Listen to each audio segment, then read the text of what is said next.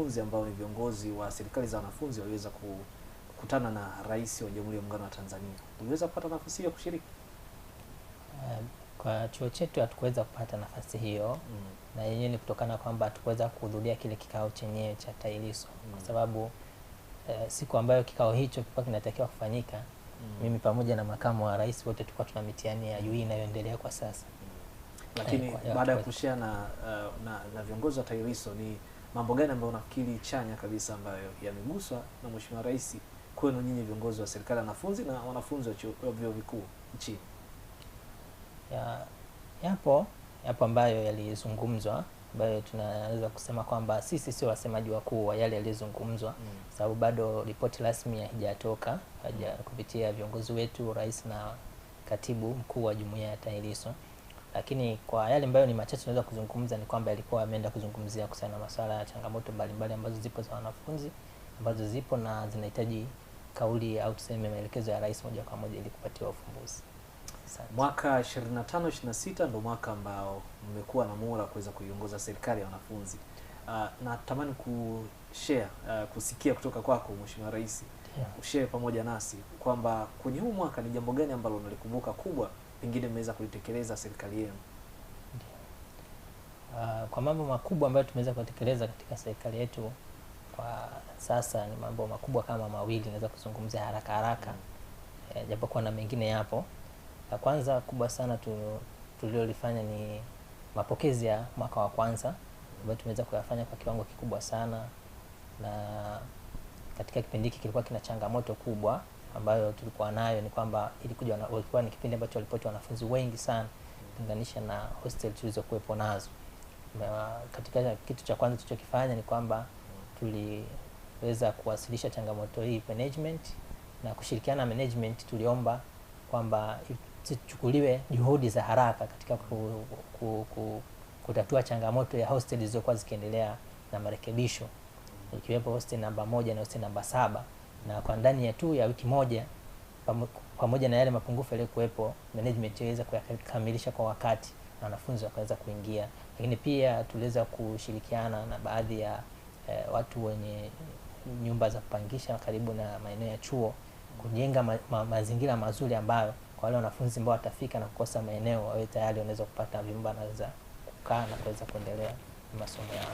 Lakini jambo la pili ni kwamba ambalo tunaweza kulifanya ni tumeweza kuweka mradi wa ujenzi wa vimbweta ambavyo vimeweza kujengwa katika mbele ya jengo kuu la Dr. Samia Suluhu Complex, ambavyo vimekuwa ni mchango mkubwa kutoka hata havijakamilika wanafunzi wameweza kuvitumia kwa ajili ya kujisomea, na tumeweza mpaka sasa tumefikia asilimia kama 90 tumevifunga taa mpaka usiku wanafunzi muda wote wanaweza kujisomea. Kwa hiyo pia ni miongoni mwa vitu ambavyo tunaweza kusema ni vikubwa tumevifanya katika kipindi hiki, ukiachia na mambo mengine ambayo tumeweza kushirikiana na management katika kutatua hizo changamoto za wanafunzi kama mifumo ya mtandao, lakini pia kuweka baadhi ya wifi katika maeneo mbalimbali kwa ajili ya kusaidia wanafunzi kuweza kupata wifi ambazo zitawaboreshea katika harakati zao za kimasomo maeneo mbalimbali. Ushirikiano wenu nyinyi viongozi wa serikali ya wanafunzi ukoje? Tunapata ushirikiano mzuri kabisa kwenye management ya chuo, na kama mimi rais wa wanafunzi pamoja na baadhi ya viongozi wa serikali ya wanafunzi tumekuwa tukihudhuria vikao ambavyo ni vya mkakati wa chuo kama wajumbe, na ni wajumbe rasmi wa vile vikao. Tunaongelea kama kikao cha baraza, mimi ni mjumbe na ni mjumbe wa baraza, kwa naingia mpaka kwenye kikao cha maamuzi makubwa ya chuo. Kusudio langu ni kwa ajili ya kwenda kuwasilisha changamoto, lakini pia na kuweza kuzungumzia changamoto za wanafunzi. Lakini tunavyo vikao vya seneti, tunavyo vikao vya kamati za huduma za wanafunzi. Vyote ni vikao ambavyo tuna uwakilishi ambao ni rasmi kwa ajili ya kwenda kuzungumza changamoto za wanafunzi na pia waweze kuzipokea na kushirikishana kwa pamoja namna ya kuweza kuzitatua kwa ajili ya maendeleo ya wanafunzi. Hawa wanafunzi ambao mnawaongoza, mwanzo nimesema moja ya jambo ambalo mlikuwa mlifanya ni ile orientation week, kwa maana kwamba mmeweza kuratibu na kupambana nayo, lakini mlisema mmetengeneza uhusiano mzuri sana na wale watu ambao wanafunzi wanakaa kwenye nyumba zao zile za kupanga nje kidogo ya chuo. Ushiriki wa wanafunzi hapa pengine mnahamasisha vipi sasa kwenye ushirikiano wao pamoja na zile jamii ambazo zinazunguka, lakini pia ushiriki wao pia kwenye mambo mengine ya chuo wanapokuwa katika mazingira ya chuo? Asante. Kuna mazingira ya kule ambako tunasema ya kijamii, kupitia viongozi wa SUWASO, tuna viongozi ambao tunaita ni street ambassador ambao wako katika maeneo yale. Viongozi hawa wameweza kupata fursa ya kuweza kushiriki katika vikao mbalimbali vya mitaa, ya serikali za mitaa, ambapo wamekuwa wakiwakilisha jamii za wanafunzi wanaishi katika maeneo hayo. Hivyo wameweza kuwa wakishirikishwa kama kuna mambo ya kijamii, kupitia viongozi hao wanaweza kushiriki matukio mbalimbali. Kuna matukio ya usafi, matukio ya ulinzi mbalimbali shirikishi katika jamii ambayo yamelenga kwamba maeneo yanaishi yawe salama, waweze kuwa wakishirikishwa. Lakini pia na katika maeneo ya chuoni hapa, kupitia wizara zilizopo, tunazo wizara 12. Kwa hiyo zimeweza kupitia katika utendaji wake wa kazi, zimeweza kupokea changamoto mbalimbali katika maeneo tofauti tofauti. Lakini pia tuna mihimili kama mhimili wa CRS board, tuna mhimili wa mahakama na bunge, zimeweza kufikishwa huko changamoto na kuweza kunifikia na kuweza kuziwasilisha. Kwa hiyo zimeweza kutatuliwa na wanaendelea vizuri. Tungetamani sasa ndani ya chuo ushiriki katika maeneo mbalimbali, labda zinapotokea nafasi za kushiriki kwenye kuandika insha zenye kuleta mageuzi chanya, pamoja na mambo mengine labda ya kimichezo na vitu vingine ambavyo vinaratibiwa na chuo. Hii ikoje kwa wanafunzi? Asante. Tumekuwa kupitia wizara zetu kama nilivyozungumza. Kwa mfano, kuna nikianzia swala la innovations au tunasema katika fursa mbalimbali. Kupitia wizara yetu ya fursa tumeweza kuwasilisha fursa ambazo zilikuwa zinapatikana ambazo wanafunzi wanaweza kuzitumia. Kwa mfano, kuna fursa za wanafunzi ambao wanahitaji kwenda kufanya tunasema mafunzo ya kivitendo, field practice nje ya nchi. Tumeweza kuwa zinatangazwa ambazo zinatoka katika vyanzo ambavyo viko sahihi na kuaminika, vinaweza kuwasaidia wanafunzi kwenda kujitolea katika maeneo hayo. Lakini pia tuna fursa za kuandika insha mbalimbali zilizoweza kuwasilishwa kutoka Wizara ya Elimu. Tuweza kuzipokea na kuweza kuwazifikishia kwao kupitia magrupu yetu mbalimbali na ya mitandao ya jamii, ili wanafunzi waweze kushiriki katika uandishi wa hizo fursa. Lakini pia tuna fursa za miradi kama ya mashamba. Kwa hiyo wanafunzi wameweza kupatiwa, wale ambao walikuwa wanawiwa kwenda kulima na wanaweza kufanya hizo kazi za kilimo, pia wameweza kushiriki. Lakini pia kwenye jamii tumeweza kushiriki katika matukio ya kuchangia damu. Tumeweza kuandaa event maalumu hapa ambazo zimeweza kuwa zikishirikisha wanafunzi kwenda kujitolea kuchangia damu ambazo zitaenda kuisaidia jamii pia. Lakini pia tukija kwenye swala la kimichezo, tumeweza kuandaa mabonanza mbalimbali ambayo yameweza kufanyika ndani ya chuo na nje ya chuo. Kwa mfano, tumeweza kuandaa bonanza la kuwakaribisha mwaka wa kwanza, lilifanyika hapa ndani, ilikuwa kubwa. Lakini pia tukashiriki na kushirikishana na viongozi wa andaki mbalimbali za wanafunzi kuandaa mabonanza ya college mbalimbali. Lakini pia tukaandaa bonanza la nje ya chuo, lienda kufanyika katika eneo la Highland. Zaidi ya wanafunzi 800 waliweza kuweza kufika kule kwa ajili ya kushiriki ile michezo ambayo ilikuwa inahusisha chuo kikuu cha Sokoine na chuo kikuu cha Mzumbe. Kwa hiyo waliweza kufanya vile. Lakini pamoja na hayo pia tuliweza kushirikiana na uongozi wa chuo kuhakikisha kwamba timu yetu ya mpira wa miguu inaenda kushiriki mashindano ya TUSA kule Dodoma. Kwa hiyo fursa zinafikishwa kwa wanafunzi na wanazitumia. Siku chache zilizopita kulikuwa na Ufaulu Project, nafikiri ni moja ya tunaweza kusema ni washa ambayo ilikuwa imeandaliwa kwa wanafunzi. Makamu wa Rais, naomba nirejee kwako wewe. Mmekuwa mkiwapa hamasa gani wanafunzi yanapotokea labda matukio kama haya adhimu kwa chuo wao kuweza kushiriki? Mmekuwa mkihamasisha kwa namna ipi? Asante kwa swali lako zuri. Fursa kama zile tunatumia mitandao ya kijamii katika kuwasilisha kwa wanafunzi moja kwa moja, ambapo mfano sisi kwenye serikali tuna wizara tofauti tofauti. Kwa hiyo tunaungana na wale watu kama wale wa Ufaulu Project, wanakuja tunawapa viongozi wetu, wanashirikiana nao katika kumoderate kabisa lile jambo, na hiyo inapelekea hamasa kubwa kuwaonyesha wanafunzi ya kwamba serikali ya wanafunzi na yenyewe iko katika kuhakikisha hilo jambo linatimia na wale wanapata taarifa kwa wakati na kwa usahihi. Na hiyo imesaidia kwa kiwango kikubwa kwa sababu wanafunzi wanaenda kupata vitu ambavyo viko nje ya yale wanayoyasoma darasani. Mfano, ukiangalia Ufaulu Project inaleta speaker wa tofauti tofauti ambao wanaongelea ni jinsi gani wamefikia mafanikio, ni jinsi gani ambapo wanajituma, na ni jinsi gani unaweza ukafanya wewe kama wewe na kujiamini ili uweze kufikia ndoto zako. Kuna fursa za kwenda nje, ni vitu gani ambavyo vinatakiwa ili mwanafunzi aweze kwenda nje. Hivi vyote vinatoka kwenye fursa kama hizo. Kwa hiyo tunawashauri sana au tunahamasisha sana wanafunzi kushiriki, kwa sababu huwezi darasani kuja kufundishwa ni namna gani ya kupata tiketi au ni namna gani ya kupata passport. Kwa hiyo kupitia hizo fursa tunawashawishi au tunawahamasisha wanafunzi kuingia au kushiriki katika hizo shughuli ili waweze kupata vitu ambavyo viko nje ya madarasa. Na ukiangalia kwa asilimia kubwa ushiriki wao ni mkubwa. Unaingia mpaka wanafunzi 1000, na bahati nzuri inahusisha vyuo tofauti tofauti. Lakini kuja kwenye idadi ya wanafunzi wa chuoni kwetu wanakuwa ni wengi, na maana kwamba uhamasishaji wa chuoni kwetu au wa serikali ya wanafunzi wa SUASO unafanya kazi kubwa sana kuhamasisha wanafunzi kushiriki katika shughuli zozote ambazo zinahusisha fursa kama hiyo Ufaulu Project. Mtazamaji na msikilizaji wa SUA FM, lakini pia mtazamaji wa SUA TV, leo tumetembelewa na serikali ya wanafunzi SUA 2025-2026. Wengi wanafahamu kama SUASO. Kwa hiyo hii tunazungumzia SUASO 2025-2026. Wanazungumza mafanikio, wanazungumza ushirikiano wao pamoja na management, na kama ambavyo umewasikia. Sasa narejea tena kwa Mheshimiwa Rais wa serikali ya wanafunzi SUA kwa mwaka 25-2026. Utatuambia pia kwenye eneo la matumizi ya mitandao TEHAMA, nyinyi mnawahamasisha vipi vijana kutumia matumizi chanya ya mitandao ya kijamii, lakini pia kuangalia fursa kutokana na matumizi ya sasa hivi ya mitandao imekuwa ni fursa kwa vijana. Asante. Na tukichukua kwa wakati tulionao kwa sasa, tunaweza kusema kwamba mitandao, yani mitandao ya kijamii, au tunasema kwamba mitandao kwa ujumla, tukiongelea mifumo mbalimbali iliyowekwa,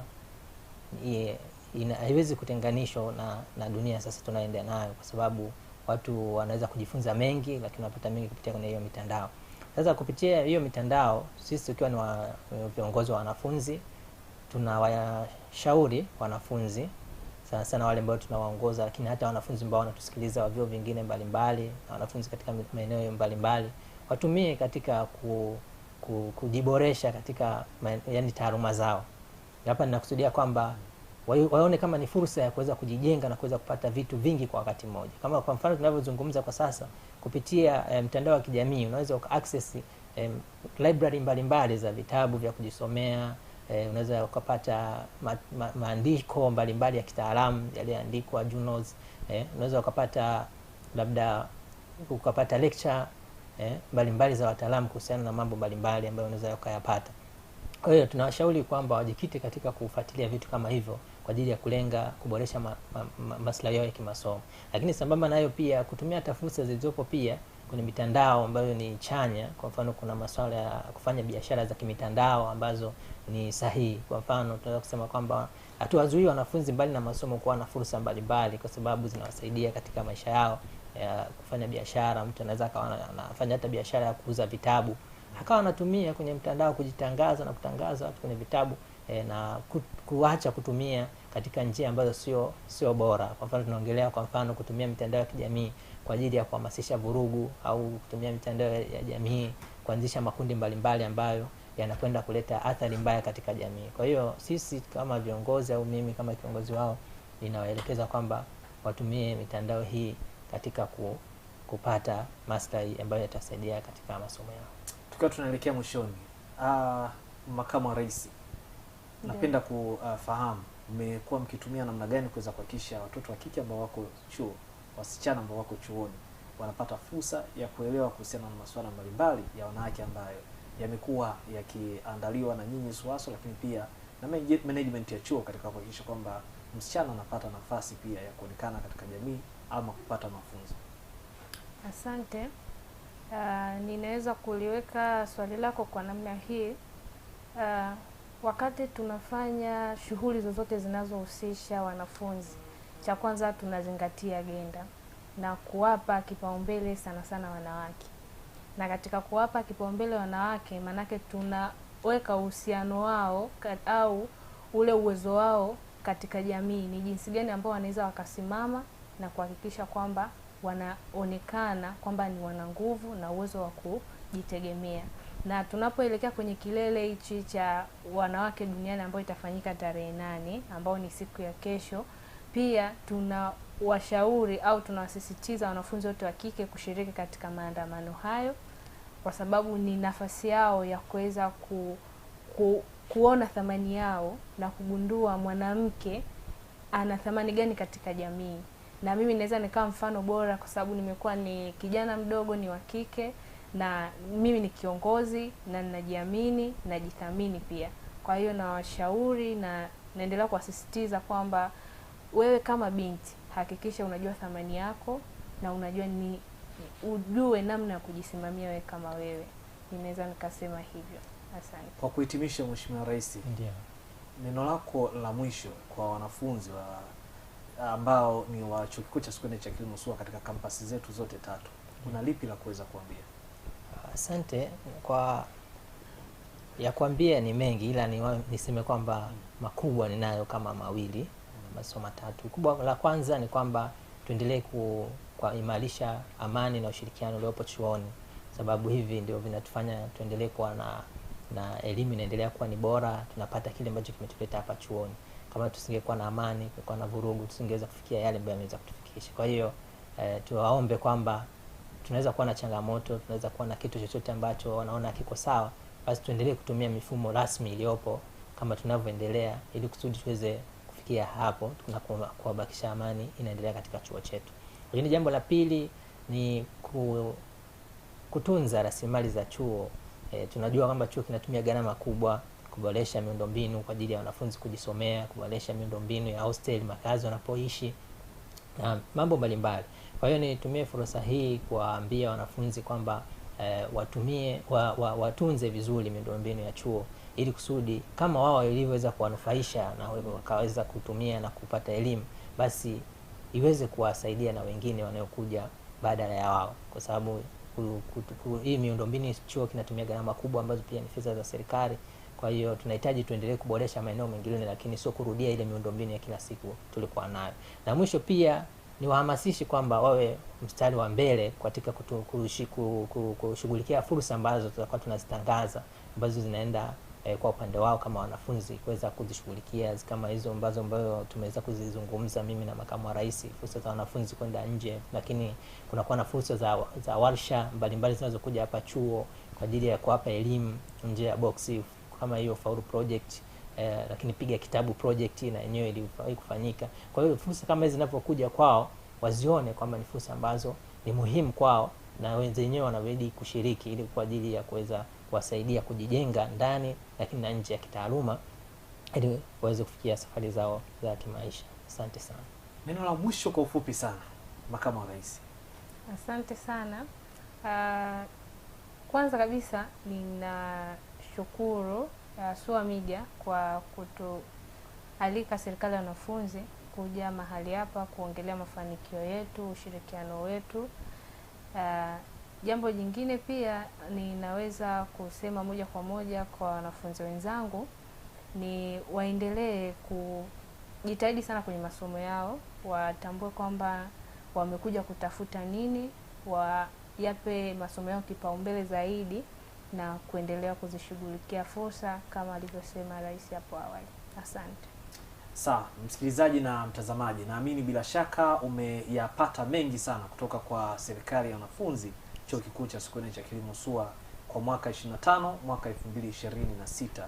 Basi ni kuahidi kwamba kipindi kijacho tutakuwa pia tuko na spika wa serikali ya wanafunzi hapa Chuo Kikuu cha Sokoine cha Kilimo SUA pamoja na makamu wake, na wao pia atakuja kutuelezea mafanikio yao katika mwaka 25 26. Nikushukuru sana kwa niaba ya fundi mitambo Niko Smarty pamoja na Adam Maruma, mimi ni Ayubu Migune, na kushukuru sana mtazamaji na msikilizaji. Asante sana. Asante sana. Asante sana. Nashukuru sana.